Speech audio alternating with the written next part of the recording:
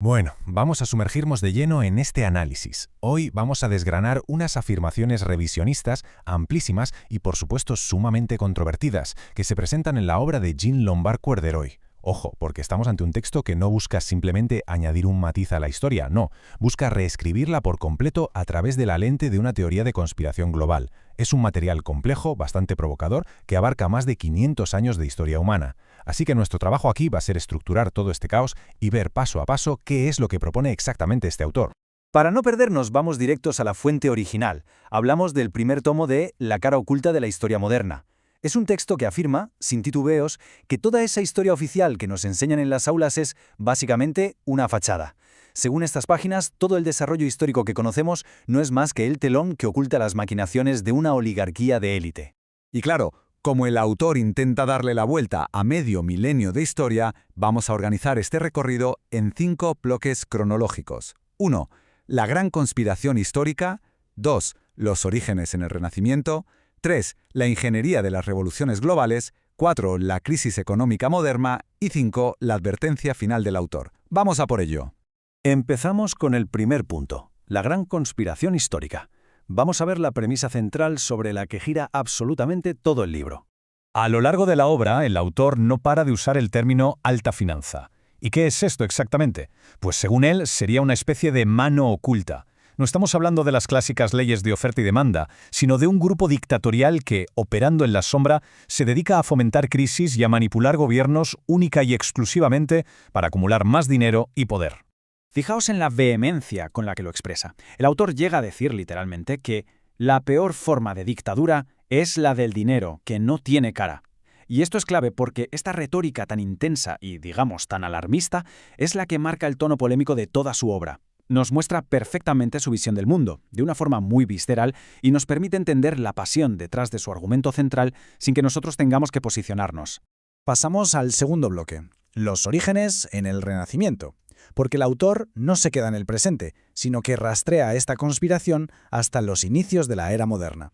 Lombard va uniendo puntos a través de la historia. Nos dice que todo esto empezó a gestarse con el cierre de las rutas de las especias tras la caída de Bizancio en 1453 y con las expulsiones de capital de España en 1492. Fueron los primeros catalizadores. Pero la cosa sigue. Según su teoría, esta infiltración continuó con la Reforma en el siglo XVI y culminó con la creación de los primeros bancos centrales en Ámsterdam y Londres en el siglo XVII. Así es como, según él, se consolidó el control financiero en Occidente. Es un contraste brutal, ¿verdad? Mientras los libros de historia tradicionales nos hablan de una época dorada de descubrimientos y expansión comercial orgánica, Lombard postula algo totalmente distinto. Afirma que redes financieras muy secretas y ciertos grupos religiosos orquestaron todos estos cambios milimétricamente. Todo diseñado, según él, como un gigantesco mecanismo de subversión. Vamos al tercer punto, ingeniería de las revoluciones globales. Aquí es donde su narrativa de control se adentra en los grandes levantamientos populares. Y aquí llegamos a una de sus afirmaciones más audaces. Según el libro, eventos que cambiaron el mundo, como la mismísima Revolución Francesa, no fueron estallidos populares espontáneos buscando libertad o justicia social, para nada. El autor argumenta que fueron actos de sabotaje fríamente diseñados desde la sombra por pensadores radicales y sociedades secretas. De hecho, da nombres y apellidos de estos supuestos instigadores. Señala directamente a los Rosacruces, a la francmasonería, a los Iluminados de Baviera de Adam Weishaupt y a los sindicatos de la alta finanza. Su perspectiva es que estos grupos usaron a las masas populares y a la burguesía como simples peones en un tablero de ajedrez para derrocar violentamente a los gobiernos legítimos. Y no fue algo aislado. El texto dibuja una verdadera cadena de subversión a finales del siglo XVIII. Habla de cómo esto saltó de América en 1776, a Suiza, luego a Holanda y finalmente estalló en Francia en 1789. El objetivo, asegura, nunca fue liberar a la gente, sino todo lo contrario, empeorar las condiciones del pueblo llano para poder centralizar el poder a una escala nunca antes vista. Pasamos ahora al cuarto bloque, la crisis económica moderna. Dejamos atrás los libros de historia y entramos en nuestra era reciente. Lombard culpa a esa misma alta finanza de los males económicos contemporáneos. Argumenta que imponen un dinero fiduciario sin ningún respaldo real, fomentan intereses que él tacha de usura y diseñan mercados caóticos usando instituciones como el Fondo Monetario Internacional.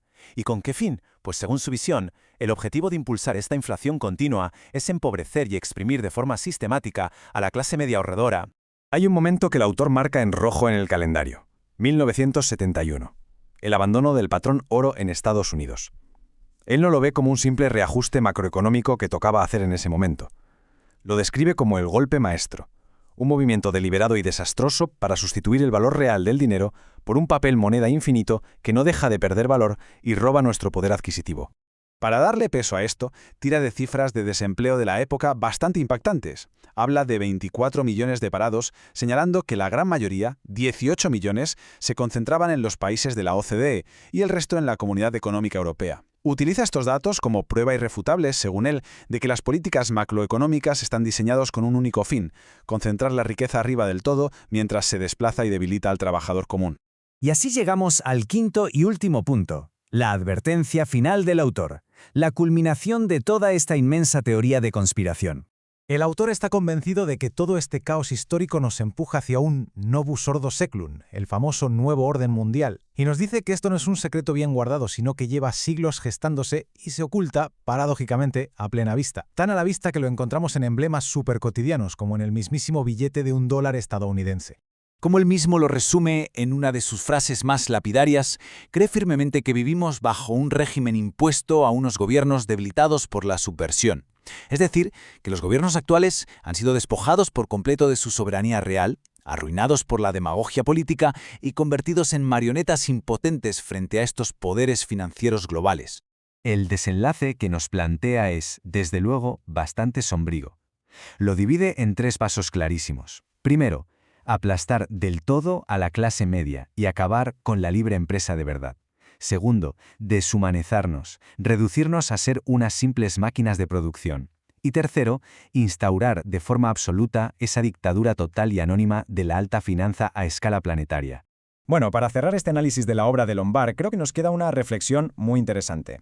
Más allá de si uno se cree o no estas afirmaciones, resulta fascinante preguntarse por qué tienen tanto gancho, qué es lo que nos impulsa, especialmente en tiempos de crisis e incertidumbre, a buscar siempre una mano oculta que explique el caos del mundo. Es sin duda un tema súper complejo sobre nuestra propia psicología humana que la verdad da muchísimo en qué pensar.